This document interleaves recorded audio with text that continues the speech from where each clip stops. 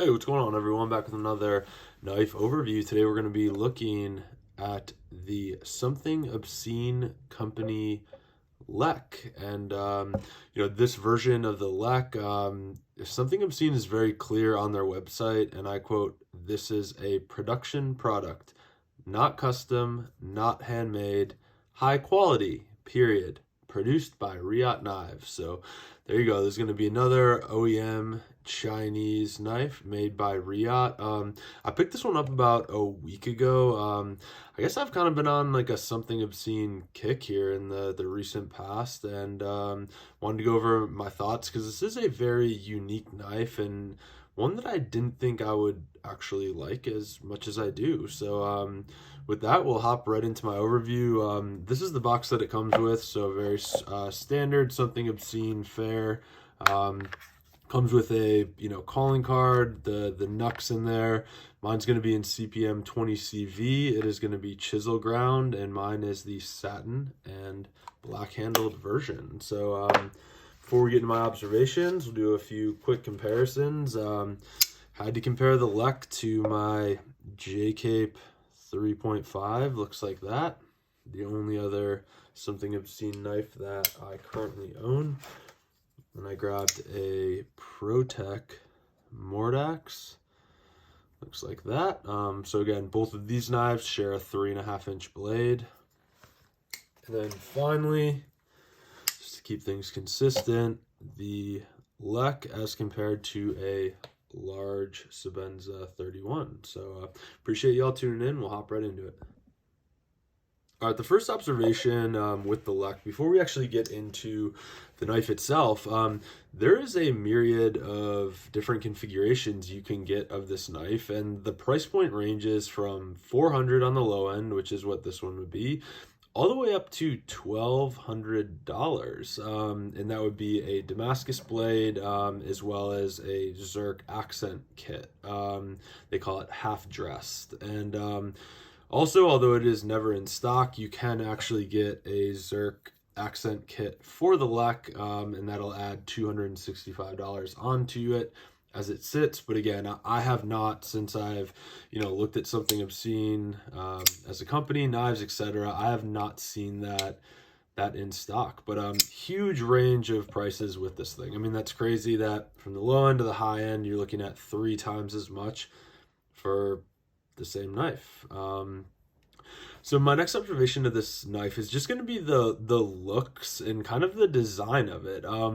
It really does go against basically all traditional knife ethos. The version that I have is chisel-ground, which I would say,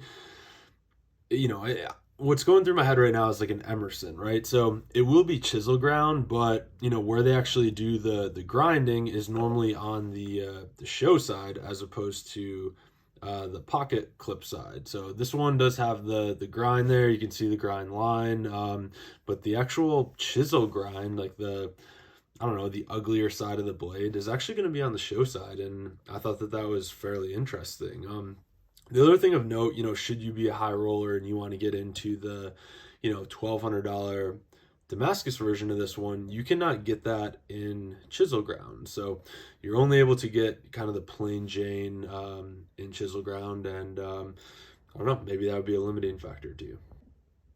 So looking at this kind of blade shape and design and the fact that the chisel-ground is on the show side, I really couldn't help but notice how it really does, it looks to me like it's almost like two-dimensional or something like that on this side. Kind of reminds me of one of those, the whatever they are, the little like throwing things that Batman has, like that's what this cutout kind of reminds me of. And I don't know, it's just a very unique design. It kind of goes against everything, and to further punctuate that, even right down to the thumb studs. So they're kind of like a pyramid shape, longer on one side, so it's like a toothy pyramid that forms the thumb studs. But the most comfortable way, or the safest way, I would say, to actuate this knife is going to be with your pointer finger. But then when you turn this over to the clip side, you have this Torx bit set screw that actually holds those thumb studs in. And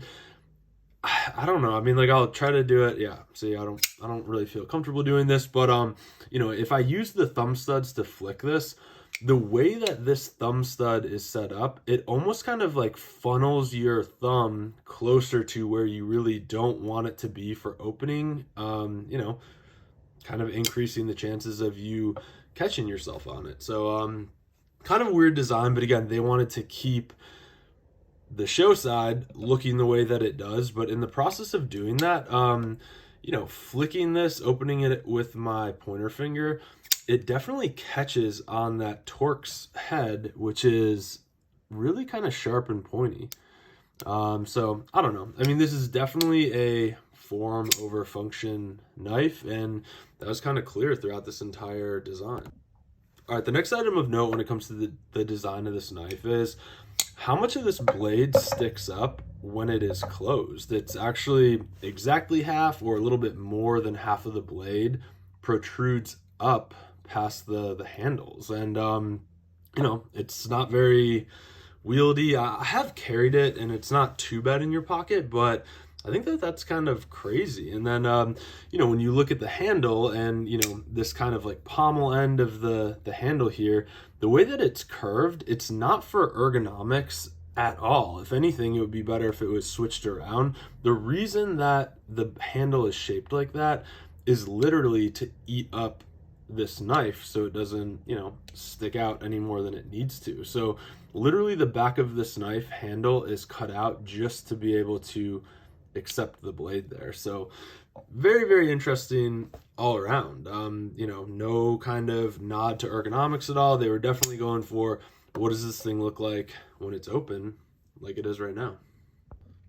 The next observation that I had was there's a good amount, which again, we come to see this with Riot knives all the time. There's a very good amount of internal milling that goes on, and that, includes the pocket clip. The machine work on this knife that Riot did is really very impressive and, maybe par for the course for a Chinese OEM knife, but nonetheless, thought that I would, thought I'd mention it.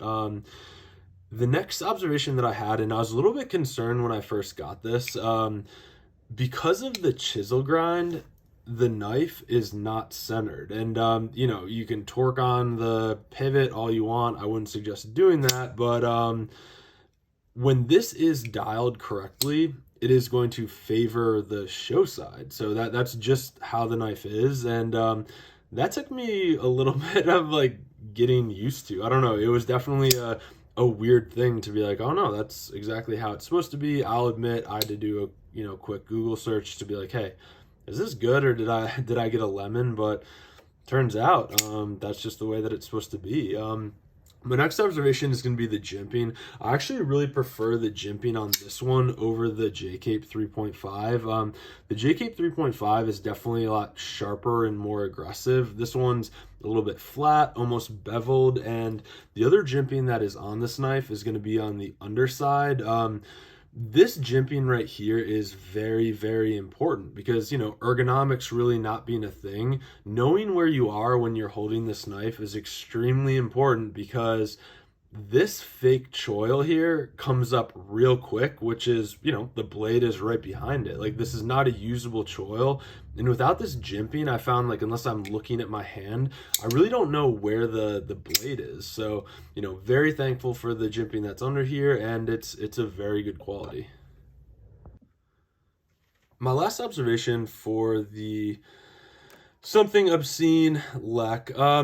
This doesn't really have anything to do with the knife, but when I was looking up information on this knife on Something Obscene's website, and I promise you I never do this, but I actually like printed out part of, and again, kind of picture if this were a web page, the Lek is going to be up here, and then you kind of like scroll down after you figure out which one you want.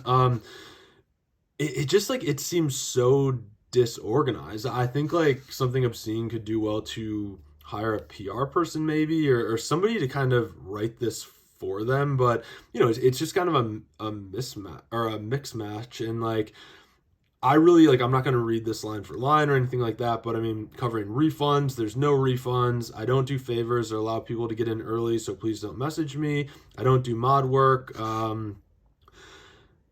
I just thought it was interesting at the bottom too. It says, for Damasteel option deposits, leave a note for what pattern you would like. And then it says, doesn't mean sending me a DM, doesn't mean sending me email. Leave note at checkout. And I don't know, like I could kind of like picture the guy who designs these. I don't know what his name is, but just this company in general, like I could tell that it was like, oh, they're so sick of people DMing them and contacting them, whatever. And it's just kind of like, I don't know, it just didn't seem like very professional to me, realizing that I'm sure that it is annoying, but my advice to Something Obscene is hire a PR/social media person so you don't have to deal with that, because it doesn't translate well to your official website. I just thought that it kind of took away from how much I do enjoy this knife and kind of like what it stands for. I do enjoy this knife, and it is very atypical as far as the knife style goes. So that concludes my overview of the Something Obscene company Lek. I really do like this knife. They can be found for between $300 and $500 on the or $300 and $350 on the secondary market for kind of a plain Jane version of it.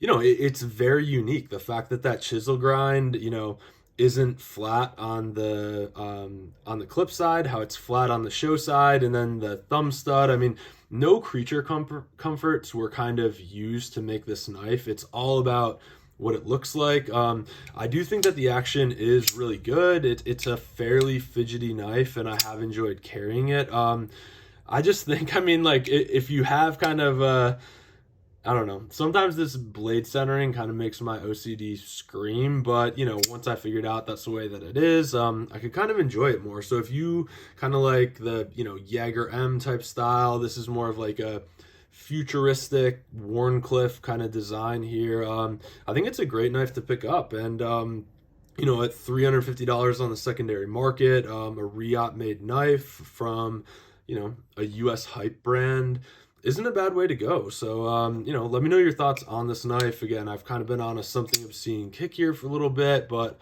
I do enjoy the knives, and appreciate y'all tuning in. We'll see you next time.